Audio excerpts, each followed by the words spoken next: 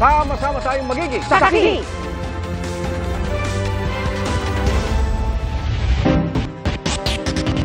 Una sa saksi, natabunan ng lupa ang 3 bus sa Maco, Davao de Oro pasado alas 7 ngayong gabi.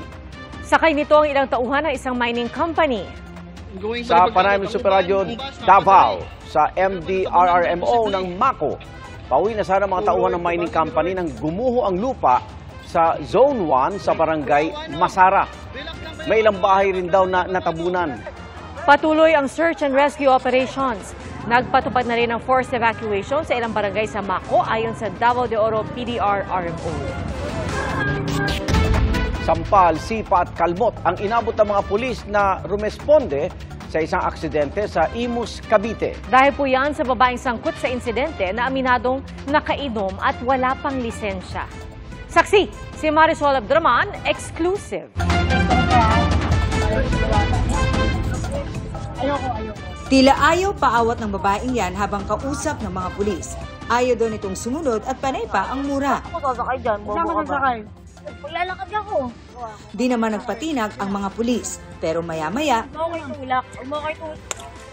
sinampal na ng babae ang pulis. Doon na siya pinusasan. Karapatan ka manahimik. Sinampal mo pa. Pero kahit nakaposas, sinipa pa rin niya ang pulis. Ang insidente nangyari sa Imus, Cavite. Napasugod ang mga pulis sa lugar dahil nagpasaklolo raw ang mga traffic enforcer sa isang vehicular accident. Pero sa halip na makipagtulungan, naging matapang pa raw at palaban ang babae. Nakainom yung driver.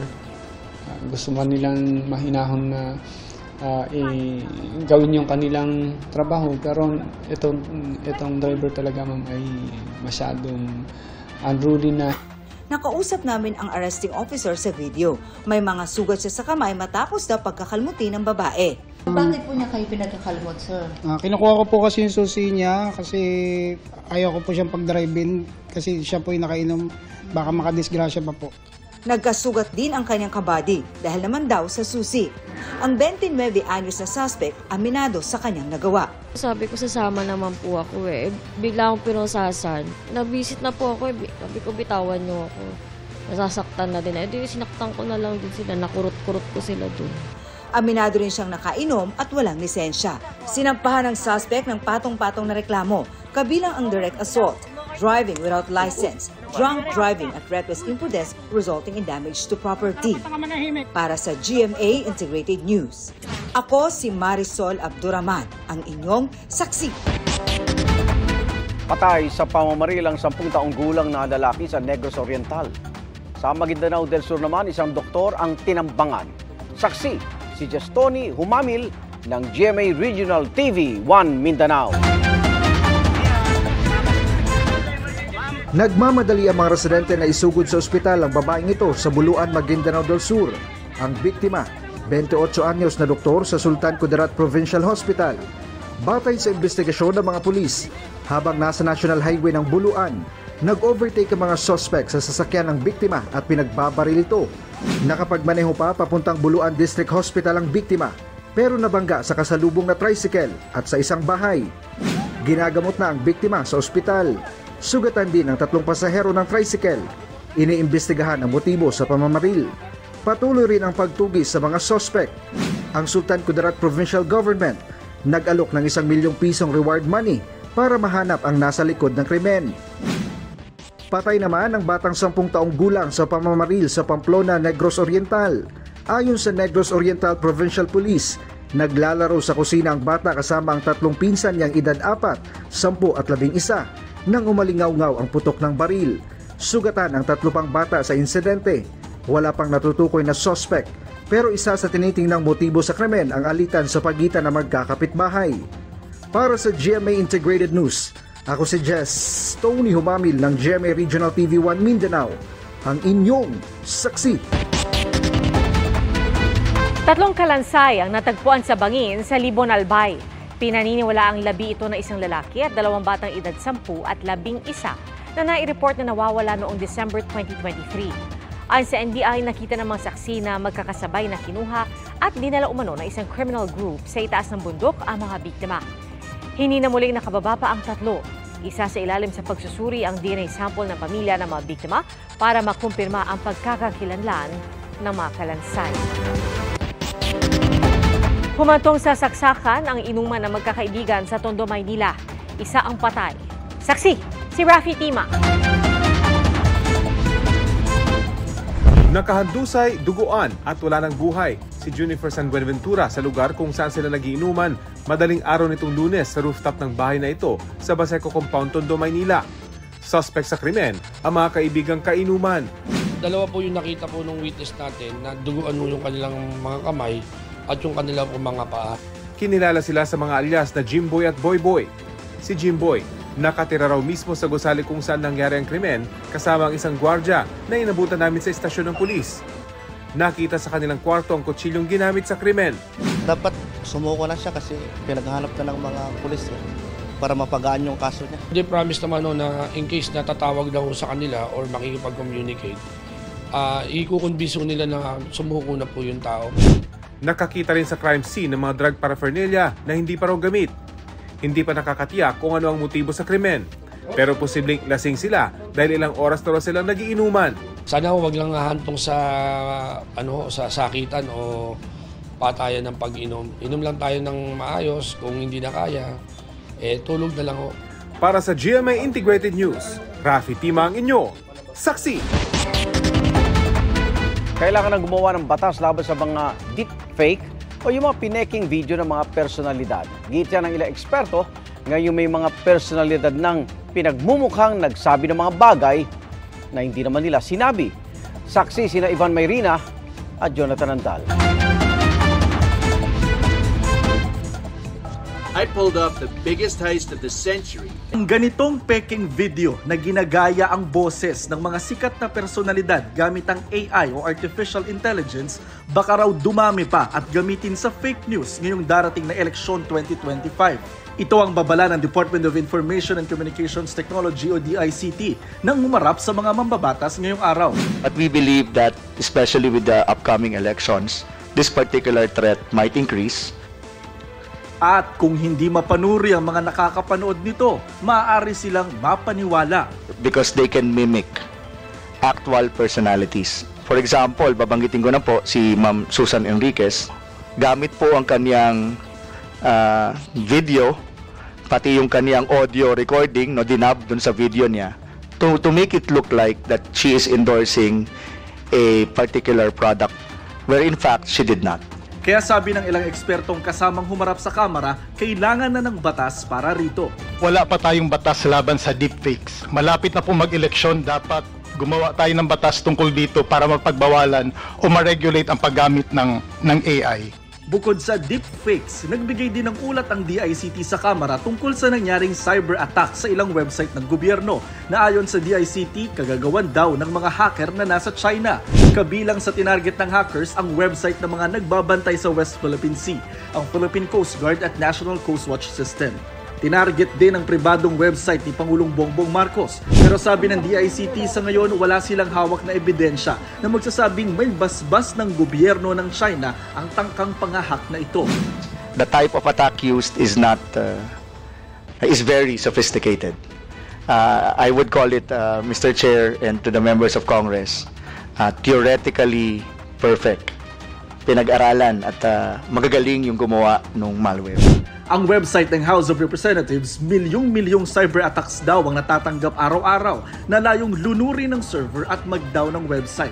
Sa Senado, pinaiimbestigahan na rin ang cyber attack na ito ng mga hacker na nasa China.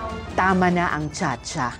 China ang mas malaking problema. Habang nagsasayang oras tayo para pag-usapan ng charter change, ang China hindi tumitigil sa panghihimasok sa ating bansa.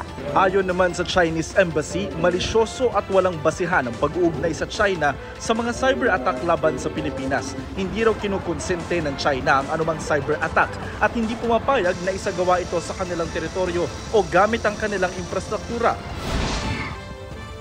Sa gitna nito, tumaas din daw ang cybercrimes o krimeng gamit ang internet base sa ulat ng PNP kay Pangulong Marcos. Kaya mismo ang Pangulo, Kinikilala raw na banta ito. There is a need for us to focus on cybercrimes. As instructed by our President, we are intensifying down to the police station level, municipal level. We will have police officers who are trained to handle cybercrime or online crimes.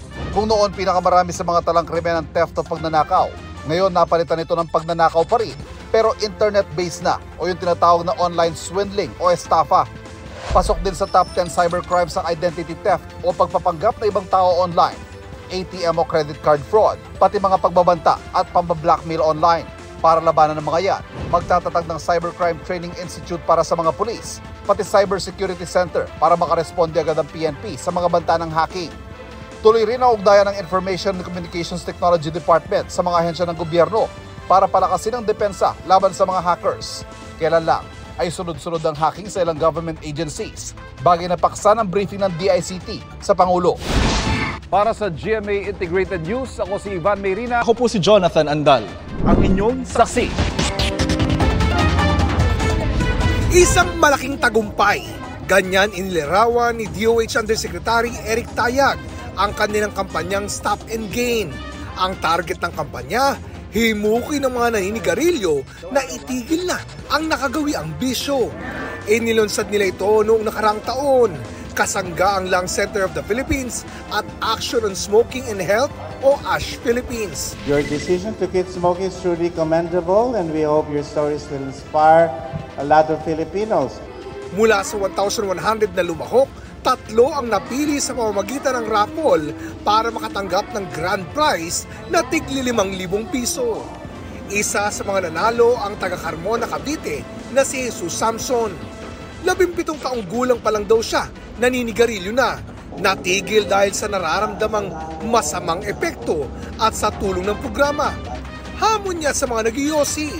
Tigilan nyo na po ang paninigarilyo. Marami pong nakukuha sakit sa paninigarilyo katulad po ng cancer, stroke, at sakit sa baga. At isa pa po ay malaki po ang natitipid ko.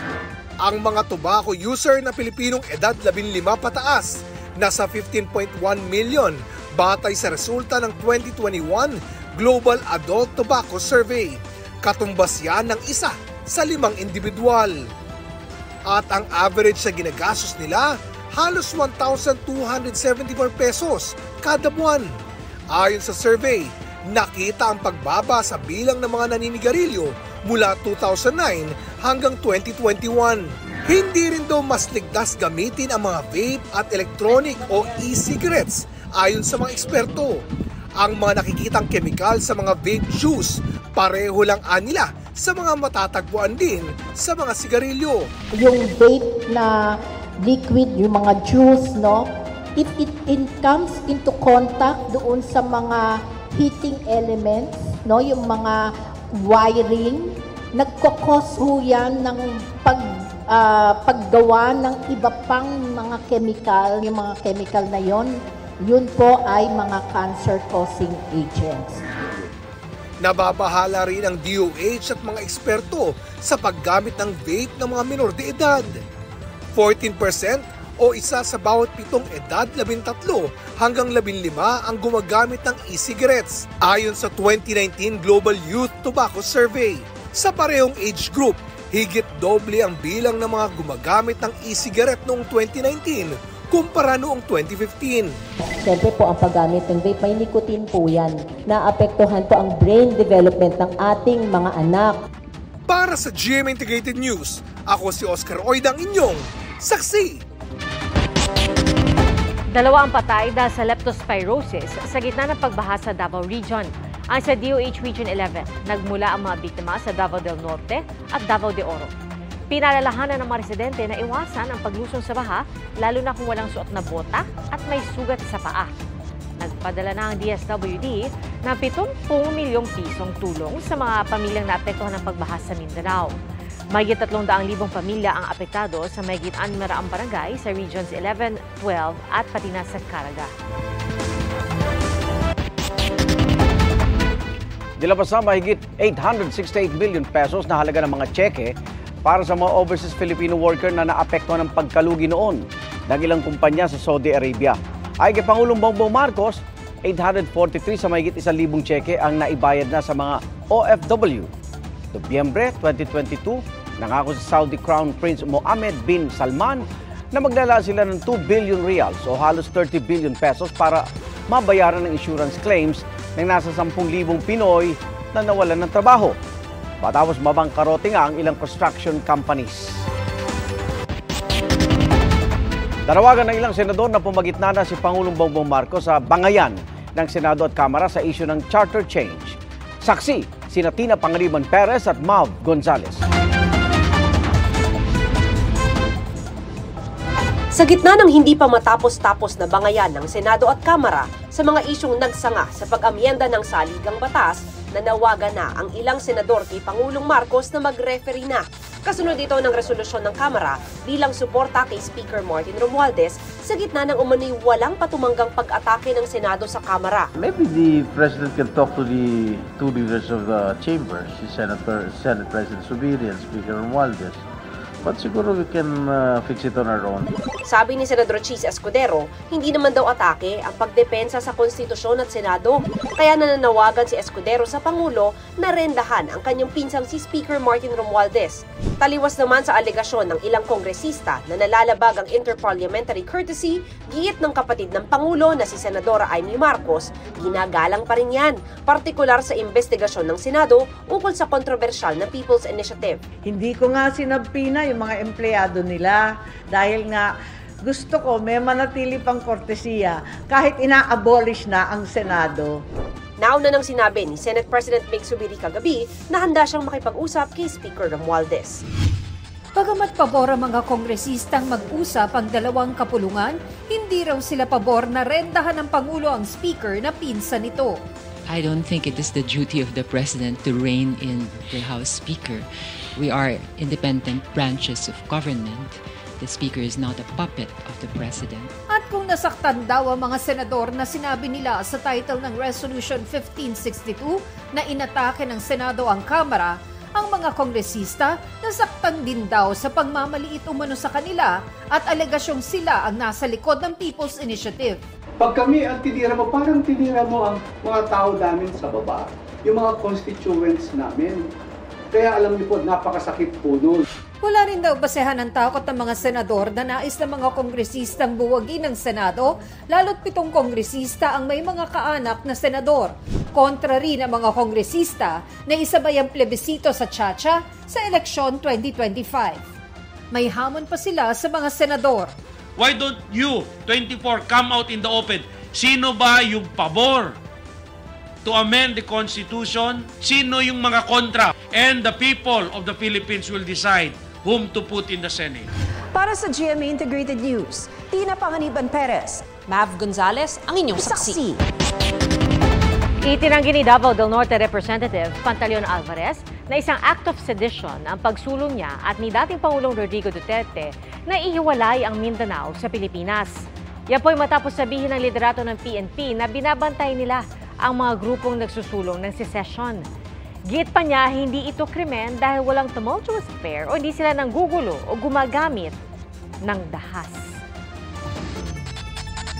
I assume full responsibility sa aking mga aksyon. Hindi naman natin nanaisin na maulit sa gulo. Opo. Kaya nga sinasabi ko, ulit-ulit na kailangan peaceful way ang paggagawa nito. Hindi tayo manggugulo. Mga kapuso, sama-sama tayong maging saksi. Mag-subscribe sa GMA Integrated News sa YouTube at para sa mga kapuso abroad, samahan niyo kami sa GMA Pinoy TV at sa www.gmanews.tv.